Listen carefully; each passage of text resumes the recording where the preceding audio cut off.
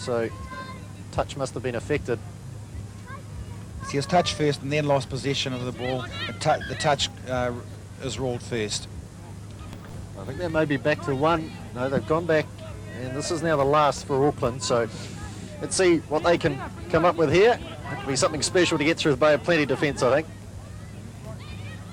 Right, it is! Beasley through from dummy half, and Katrina Black touches down.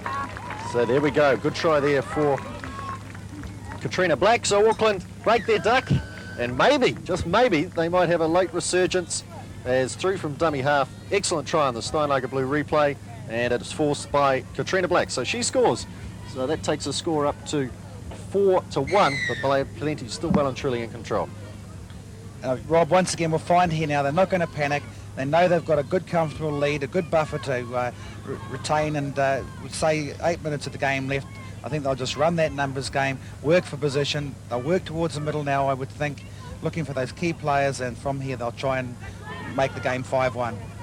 Now he's got to try and find someone. Overhead, great try. Or was he out? No, no try. It ruled that he was almost... I think he may have ruled him stepped out. Yeah. It's unfortunate the big gridiron style pass found its mark, but the player who caught it couldn't stay in the field of play and make it touchdown number 5 for Bay of Plenty. 4-1. About 6 minutes possibly to go here.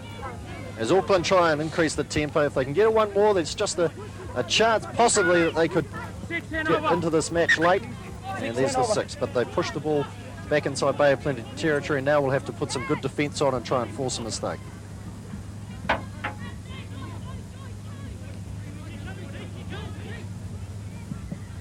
Good run here from Wairiki, split them open. Auckland getting through, making the touch, and with that much speed up, he's run through about 6 or 7 metres. Just gives enough time for Auckland to get back and reassemble their defence. So only, in fact, 3 or 4 minutes to go here, and not enough time for Auckland. Bay of Plenty will take out this title, and they'll be looking to finish it with style. Possibly one more touchdown. Stainton, big skip out pass, and the touch. Well, no touch called, so there we go. There's number 5. So a nice score there for Bay of Plenty as they've crossed for their first touchdown of the second half. 5-1, and let's check the Steinlager Blue replay and see who got it.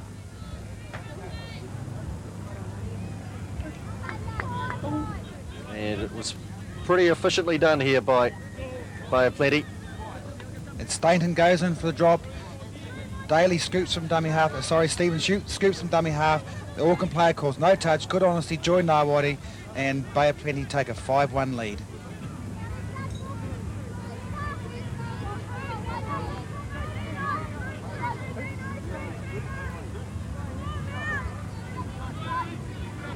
So Auckland close. Oh, and that was on the 6th handover. Well, he stretched out and tried to get it down. Bay of Plenty back to that pattern again. Joy to watch from a touch purist point of view. From a coach's perspective, yes it is, Rob. They're playing very controlled touch. If they had to open the game up because they were down, you might see something more spectacular. But no, they're going to just continue to run the numbers game and try and retain their dominance.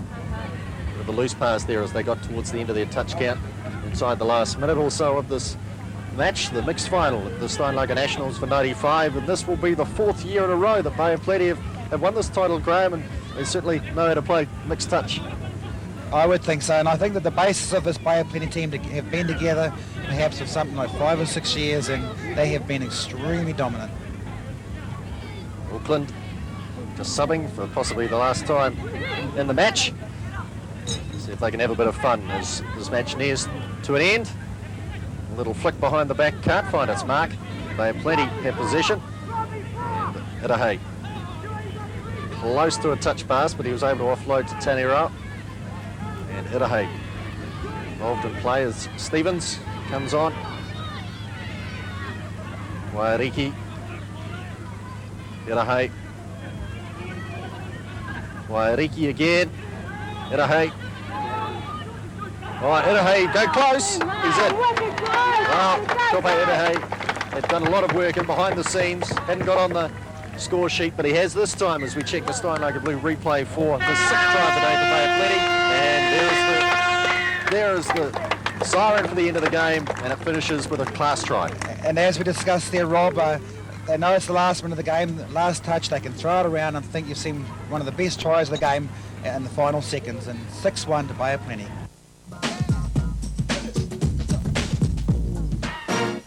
Well, the men's final here at the 1995 Steinlager Touch Nationals is between Auckland and North Harbour. Auckland was successful this morning in the major semi-final. They defeated Bay of Plenty by 6-2. And in the minor semi-final, held around about an hour and a half after that, Waikato couldn't back up and they went down to North Harbour by 3-2. Harbour did well, they were down by 2-0 at half-time, but came back to take the win by 3-2. So it's North Harbour up against Auckland in the men's final. Looking at the open men's teams, firstly the Auckland lineup. Number 1 is Peter Walters, number 2 George Rogers, number 3 Willie Kemp, number 4 Joey Albert, number 5 will be worn by Jason Tomai, number 6 Remus Gentles, number 7 Mark Murray, number 8 Barry Clemus, number 9 Va Luapipi, number 10 Kent Pedersen, number 11 is Fritz Solomona, number 12 Jeff Muliana, number 13 is Eli Whaamatoa, number 14 Lincoln Faliotto. Looking at the North Harbour team, number 1 is Renata Blair, number 2 Darren Robinson, number 3 Adrian Arfuk, number 4 is Saul Suamasi, number 5 Justin Piohipi, number 7 Ivan Fisher, number 8 Lance White, number 9 Mark Arlu, number 10 Rimu Blair, number 11 Michael Hebden, number 12 Dean Phillips, number 13 Harold Samuels, number 14 is Napuku Napuku. Well, this is the big one. It's North Harbour up against Auckland, the open men's final here at the Steinlager Touch Nationals. And beside us is an ardent North Harbour man, Graham Christian, and you'll be hoping that the Maroon and Blacks come through here. Well, I would think on potential that North Harbour could do it. They're a very, very young team, but they have a good smattering of New Zealand players throughout their ranks. But believe me, on the day, I think that Auckland may have it. Lots and lots of experience and explosive speed, particularly from this man running the ball up, Jason Tomai. Brilliant sidestep. Watch for him later on in the game. So Auckland got through to the final with an impressive 6-2 demolition job of Bay of Plenty first thing this morning. And then it was Bay of Plenty taking on North Harbour in the elimination. Burst through here coming from Jeff Muliana. But he was taken, and North Harbour come up with possession near their own line. And in that game, Bay of Plenty started pretty well. They're up 2-0 at half-time, but good fight back from North Harbour to win that 3-2. Shows the character of the team. Shows the character of a team with, as I say, a lot of international players in there, a lot of individual ability, and saw them through the game. In the round robin play, Auckland did lose one game to Bay of Plenty in the wet. I think it was 2-1, but wet weather team, Auckland are not. So here we go, Auckland in possession, opening 2 minutes of the open men's final here. And some very impressive athletes in these teams. Keep your eye out for number 6 for Auckland when he gets on the field. Birth date, just checking that in the stats we've been supplied, February 78, so that makes him 16. That's Remus Gentles when he gets on. Just the 16-year-old playing in the open men's here. It's Auckland getting a set play set up. 10 is Kent Pedersen. Pedersen away for Peter Walters, and Peter Walters, very experienced player, Graham. Extremely experienced. Peter Walters at 34 years old and a 16-year-old in the team. He could be the boy's father. Leads by example. Brilliant player. Now Auckland trying to find someone. They found someone. They're in. There's the first try. And let's have a look and see who got it. And I think it might have been Muliana. So there we go. The first try. Good run from dummy half. And he found his man well. Jason Tomai, it's Remus Gentles, just who we talked about earlier on. Brilliant step through and found his winger in support.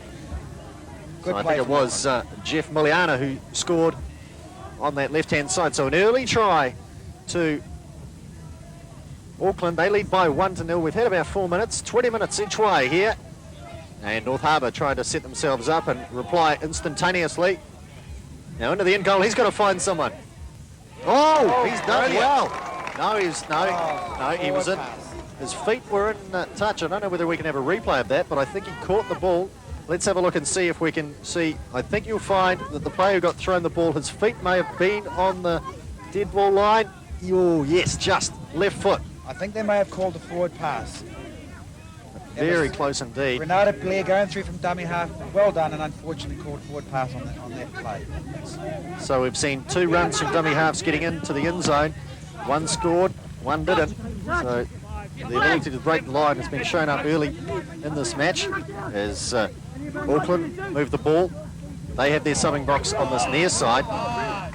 So you'll see probably a little bit more of the play, especially when they are defending, coming towards this near side, whereas North Harbour will be pushing towards that far side. And you can see 2 or 3 of them subbing, looking for their partners, and play just up to halfway now as we get halfway through the touch count.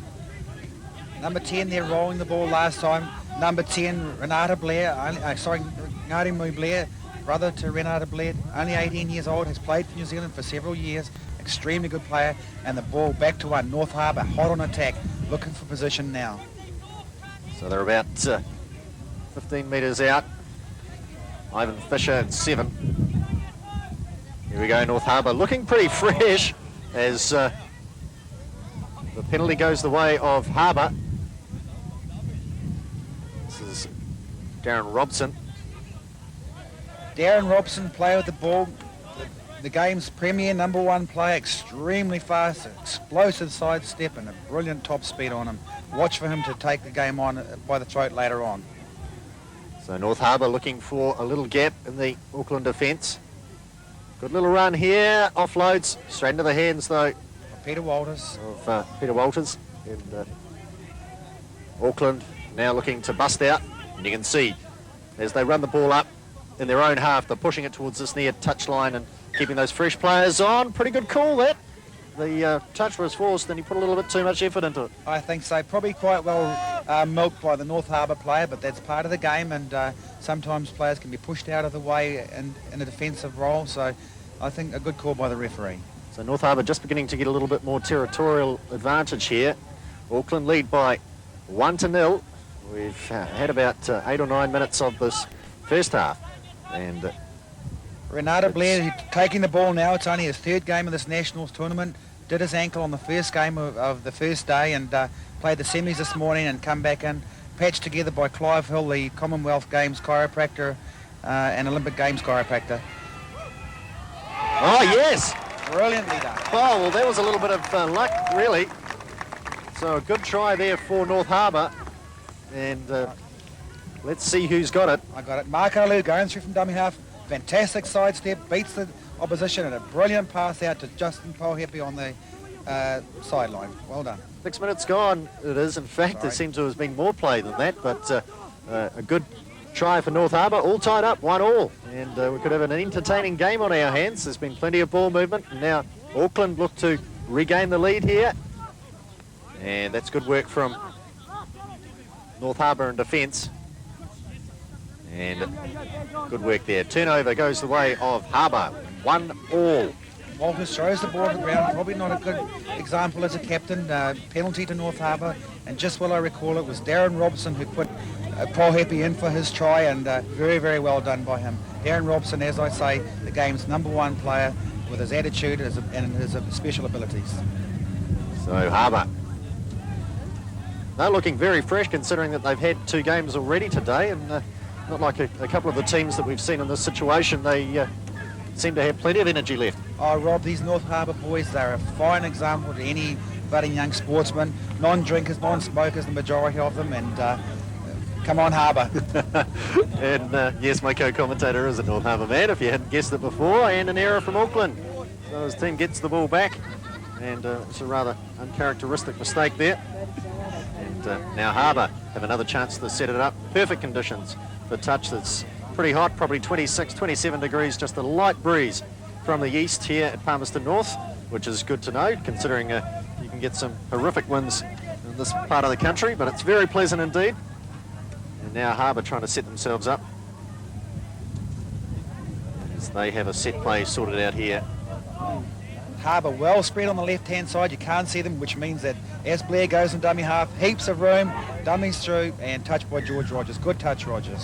So, penalty to Harbour. Penalty. Auckland not getting back, so golden opportunity here for Harbour to really put the pressure on. Lovely steps. Back to one again.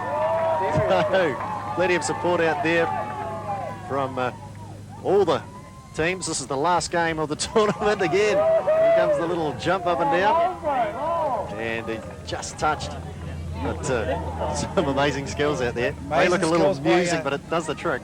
Looks like a little spider, Mark Arlu, but he certainly can step, and you'll probably see some more stepping from the Auckland players, Gentles and Tomai. Oh, there we go.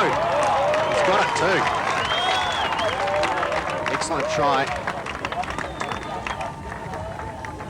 And Bernardo Blair running across the field, and Mark Arlu touches down on the line, beats Rogers, a diving touch attempt by Rogers, very well done and very well read. Well, North Harbour looking hot. They must have had something special in their tea at half-time in the semi-final, because they've gone brilliantly since then. A little pill called desire, Rob.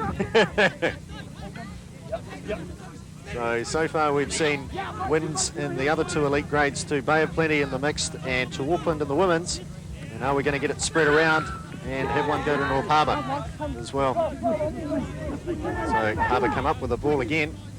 They've had plenty of possession lately. Auckland have hardly had the ball. Exactly right. Made a few errors, and Harbour have spent some time camped on Auckland's line. Well run play. Mikey Hebden played for Auckland last year and now back into the Harbour ranks. International player of good experience. And Mikey Hebden, special player, scored a try against Australia in the open men's grade to give New Zealand the historical 1-0 over Australia.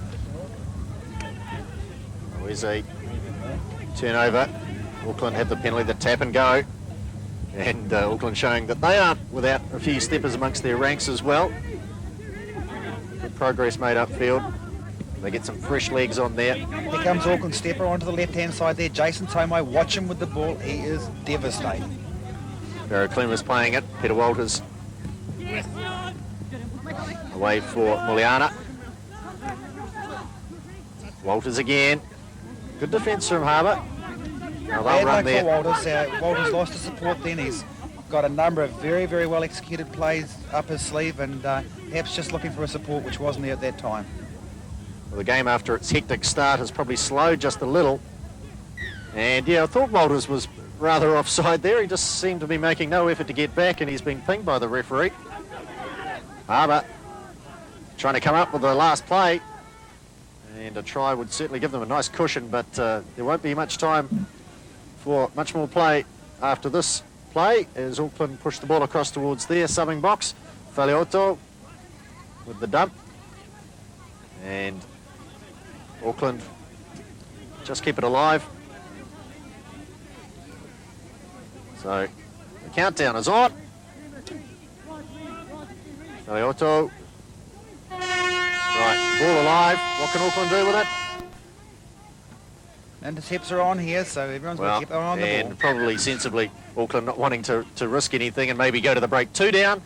So there we go. There's half-time in the big game of the day, the men's open final, and it is North Harbour have the lead over Auckland by 2-1.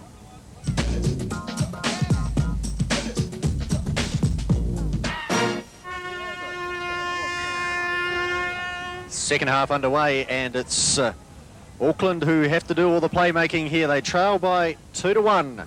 Harbour have done well. They came back from 1-0 down and have come up with 2 good tries. Oh, good bit of interplay there between Auckland straight away from the tap-off. Jason Tomai and Walters. Tomai again. And there we go. There's the first set of 6 completed in the second half. And from a coaching point of view, looking at the shooting on the other foot, Auckland, what are they doing wrong? What are they doing right? How are they going to get back into this match, Graham? Well, I just think it's a very well-balanced game, and from Auckland's perspective, if the shoe on the other foot, they need perhaps to drive a little bit harder through the middle of North Harbour and perhaps take the opportunities presented from the rolling plays. Harbour, on that occasion, trying to bust out from dummy half, trying to catch the Auckland defence offside, but referee ruling that they were back to 5. Aliotto and Murray, who's had some good touches so far in the game. Quick little player around to play the ball. Taumai. And there we go, 6 again, but they've got it all the way up to the line. And we've got a player down, and it's Peter Walters, who looks a bit worse for wear. And keep your eye on Walters here. Goes down. Oh, yep. And I think it was. You can just see him skip. That's normally an indication that a muscle's gone of some kind. Did he step on somebody's foot? I'd hate to say this, but that can often be a tactical ploy, and it normally takes the player out whose foot he stood on, and perhaps it's backfired. Walters going off could have possibly one of two effects on the Auckland team, couldn't it, Graham? Well, I think that it could inspire Auckland to play to a high level of touch, and it certainly is a loss to Auckland. He is their captain, and he is the New Zealand captain, so he's hoping that he's right for the international games in the World Cup in Hawaii in March, so he's got a short time to recover. So here we go with Harbour trying to get the touchdown that would make things very interesting indeed. Really put the acid on Auckland, but good defence from Auckland. And let's see how they respond to losing their captain. We've had about 3 minutes only of the second half, so there's plenty of time to go. Auckland, just the one game today, so they should be relatively fresh and be able to finish this game out very strongly indeed. Dump in centre field. This is Tomai. And that's caught in possession. So now Harbour push it over towards their subbing box. Harbour keeping plenty of control in this game. The basis of the North Harbour team are a team called Brothers, approximately 10 of them in the North Harbour team. And in the Auckland team, it's basically made up of a team called Galaxy, and 10 of them make up the Auckland team. So lots of combinations there, lots of experience. Well, very close. Forward pass ruled here. Forward pass ruled as Harbour tried to go in the corner. Big smile on the far side. Adrian Arfook diving for the line, used to be a New Zealand secondary mixed player, and a good representative for North Harbour.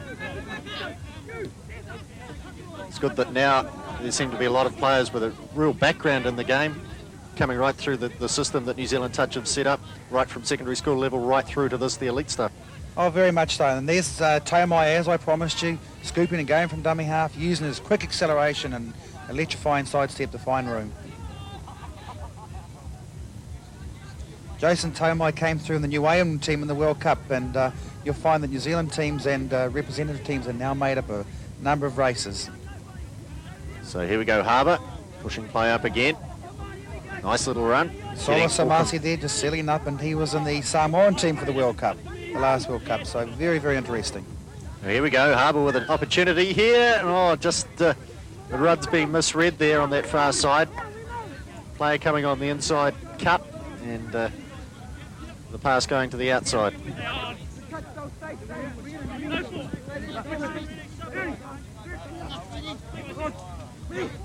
Auckland over to their subbing box. Some fresh players on. This boy's only 16 years old, but he can step. Tomai looking as though he's got springs in his heels as he tries to get away from the defence. Gentles. Interception. Is this man? Alu, as I told you, the game's best interceptor, and what a brilliant intercept. Well, that couldn't have come at a better time. Well, this will be an interesting one. Oh. And again, lost control. But good intercept there from the man who's famous for it, Mark Alu.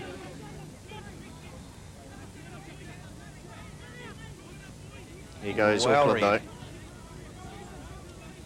But Harbour only having possession for 2 touches on that occasion, and they haven't seen much of the ball in the last 3 minutes. So Auckland just beginning to dominate a little bit more now. I think that penalty was well milked by Auckland. Then Harbour had a welcome respite by Alu with his intercept there, and Auckland took the penalty well. Tomai goes through from dummy half, chucks it back into the end zone. Well, that was a good effort, but really there was no one with him. No. And it was well covered. Let's have a look at this on replay again. You can see the dump coming up here and getting into the end goal, but really no one really with him. If he'd maybe heaved it back over his head, he might have found someone to support, but I think that was probably just a move contrived by the two of them. I'm not too sure there was too much support with him. No. Pretty unfortunate. Absolutely explosive speed by Tomai, wouldn't you agree? Oh, brilliant. Absolutely superb. There we go. There's 6 very quickly over. And there's still plenty of play left in this match. As Auckland know that they're only just 1 touch away. Oh, what a forward pass. Well, there's one call going the way of Harbour in the second half. Turning point in the game, Rob. Turning point in the game here. Probably quite lucky to get that call, and now they're in attack. So here we go. Know exactly what they're up to here. They have the lead on the scoreboard by 2-1, and there's only around 7.5, maybe 8 minutes to go here. Dump, Hebden, pulling the defence out. Now they come, Hebden again. And good touch. Another penalty to North Harbour, well on attack. Deja vu, really. This is the type of possession that Auckland got at the other end a couple of minutes ago. Let's see if Harbour can really put the nail on the coffin here and score. Certainly got the personnel to do it.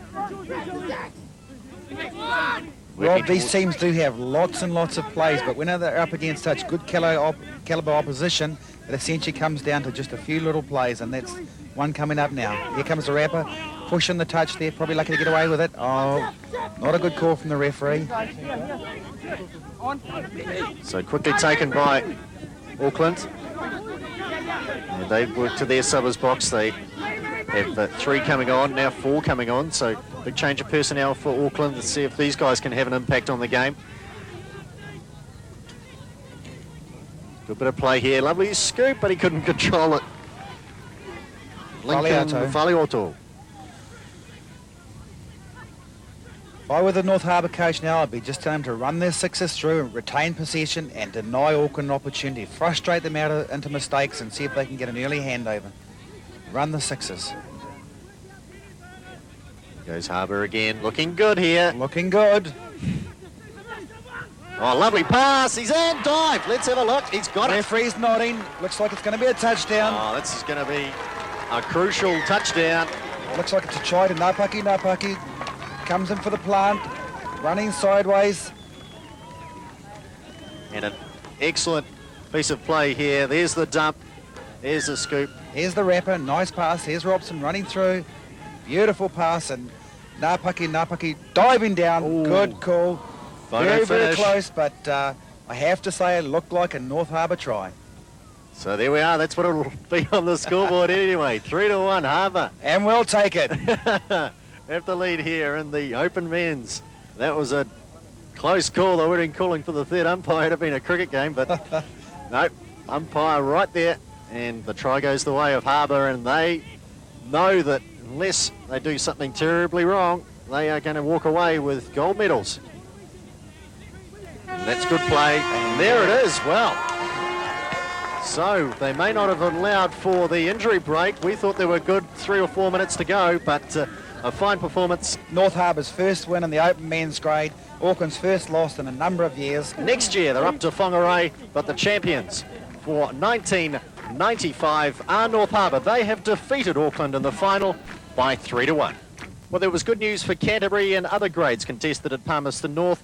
The open men's grade won the B grade, so they'll be back in the A grade next year. A great win to Johnny Rangahuna and the team. And the women's over 25s were successful in their competition. They defeated Bay of Plenty in the final. So well done to Natasha Wong and the rest of the Canterbury over 25 squad.